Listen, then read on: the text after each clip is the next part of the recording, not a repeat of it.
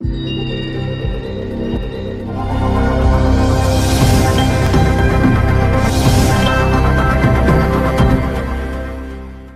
दोस्तों, आज हमको बताएंगे विटामिन ई के फ़ायदे।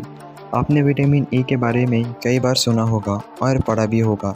कई फ्लावर्स, तेल और ड्राई फ्रूट्स में विटामिन ई पाया जाता है और यह सेहत के लिए साथ साथ सौंदर्य के लिए बहुत लाभदायक होता है।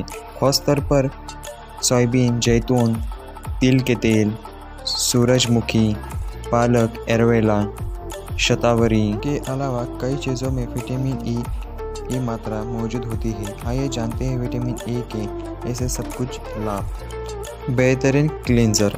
विटामिन ई का उपयोग कई तरह से सौंदर्य साधनों में किया जाता है।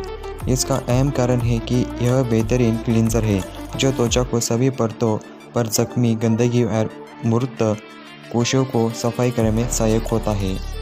आरबीसी निर्माण। शरीर में रेड ब्लड सेल्स यानी लाल रक्त कोशिकाओं का निर्माण करने में विटामिन ई सहायक है। प्रेगनेंसी के दौरान विटामिन ई का सेवन बच्चों को एनीमिया यानी खून की कमी से बचाता। मानसिक रोग। एक शोध के अनुसार विटामिन ई की कमी से मानसिक रोग होने की संभावना बढ़ जाती है। शरीर में विटामिन ई की पर्याप्त मात्रा मानसिक तनाव और अन्य समस्याओं को कम करने में मदद करती है। Anti ageing. विटामिन ई में भरपूर एंटी ऑक्सीडेंट्स पाए जाते हैं जो त्वचा पर बढ़ती उम्र के असर को कम करते हैं। इसके अलावा यह झुर्रियों को कम करने में और रोकने में बेहद प्रभावकारी है। हृदय रोग। शोध के अनुसार जिन लोगों को शरीर में विटामिन ई की मात्रा अधिक होती है उन्हें दिल की बीमारियों का खतरा कम होता है। यह मेनोपॉज के बाद महिलाओं होने वाले हार्ट स्ट्रोक की संभावना काफ़ी कम हो जाती है। प्राकृतिक नमी। त्वचा को प्राकृतिक नमी की प्रदान करने के लिए विटामिन ई बेहद फायदेमंद है। इसके अलावा यह त्वचा कोशिकाओं को नवनिर्माण में सहायक है। यूवी किरणों से बचाव। सूरज की हानिकारक अल्ट्रावायलेट किरणों से बचाव में विटामिन ई महत्वपूर्ण भूमिका निभाता है। सनबर्न की समस्या और फोटो सेंसिटिव होने जैसी समस्याओं विटामिन ई रक्षा करता है। विटामिन ई का प्रयोग करने में अल्जाइमर जैसी समस्या का खतरा कम होता है। इसके अलावा यह कैंसर से लड़ने में भी अपनी मदद करता है। एक शोध के अनुसार जिन लोगों को कैंसर होता है उन्हें शरीर में विटामिन ई की मात्रा कम होती है। विटामिन ई की पर्याप्त मात्रा डायबिटीज के लिए खतरे को कम करने में मदद करती है। यह ब्रेस्ट कैंसर की रोकथाम, इम्यून सिस्टम को मजबूती प्रदान करने के साथ साथ एलर्जी से बचाव में भी उपयोग होता है। यह कोलेस्ट्रॉल की मात्रा कम करता है और शरीर में वसीय अम्लों के संतुलन को बनाए रखने में सहायता करता है।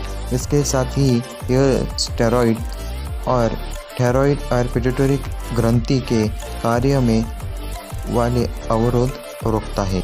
शरीर में क्यों बनते फ्री रेडिकल्स। फ्री रेडिकल्स प्राकृतिक रूप से बनते, हालांकि जीवन शैली से संबंधित कुछ किरणों जैसे धूम्रपान, अत्यधिक शराब पीने या तला या जंक फूड खाने के शरीर में फ्री रेडिकल्स का उत्पादन होने लगता है। इसके अलावा पर्यावरणीय कारणों जैसे कि पर्यावरणीय प्रदूषकों, रसायनों, कीटनाशकों, अन्य तत्वों में संपर्क होने की वजह से शरीर में तंत्र में बदलाव आने लगता है। इसके कारण में शरीर में फ्री रेडिकल्स का उत्पादन होता है। फ्री रेडिकल से लड़ने में विटामिन ई काम करता है। विटामिन ई में एंटीऑक्सीडेंट प्रचुर मात्रा में पाए जाते हैं और एंटीऑक्सीडेंट अन्य अणुओं के ऑक्सीकरण को रोकने में मदद करते हैं। इनमें फ्री रेडिकल्स की प्रतिक्रिया को धीमा करने की क्षमता होती है। इसी से फ्री रेडिकल्स को अतिरिक्त इलेक्ट्रॉन देकर बेअसर कर दिया जाता है। इस प्रकार को फ्री रेडिकल्स की गति, अवधि, कार्य और रासायनिक अस्थिरता की कमी आती है। एक अनुसंधान के अनुसार विटामिन ई खाने वाले में मोतियाबिंद कम पाया जाता है। यह हार्मोन की तरह एक पदार्थ में उत्पादक में काम आता है। यह रक्तचाप, प्रजनन और मांसपेशियों में संकुच सहित शरीर के कई प्रक्रियाओं को नियमित करता है। एक अध्ययन में पाया गया है कि विटामिन ई मांसपेशियों में मरम्मत में भी मदद करता है। कार्नोस्टैटिक फाइब्रोसिस, यह जिगर से पित्तों को पाचन तंत्र में स्थानांतरित करने में असमर्थ होने पर विटामिन ई को पानी में घुलनशील रूप में लेने की सलाह दी जाती है। विटामिन ई के नुकसान अधिक मात्रा में लेने से। विटामिन प्राकृतिक है और स्वास्थ्य के लिए आवश्यक है, लेकिन इसके खाने पर भी दवाओं जैसी ही ध्यान देना चाहिए। यह वसा में घुलनशील विटामिन है और अधिक मात्रा में लेने पर शरीर में जमा हो जाता है। विटामिन ई को मृत पथ में माध्यम से शरीर में धोया नहीं जा सकता, इसलिए यह धीरे धीरे विषाक्तमक स्तर को जमा हो सकता है। खाद्य पदार्थों में विटामिन ई लेना खतरनाक नहीं है। यह वीडियो आपको कैसे लगी हमें कमेंट बॉक्स में बताएं और इस वीडियो को लाइक, शेयर और सब्सक्राइब जरूर करें।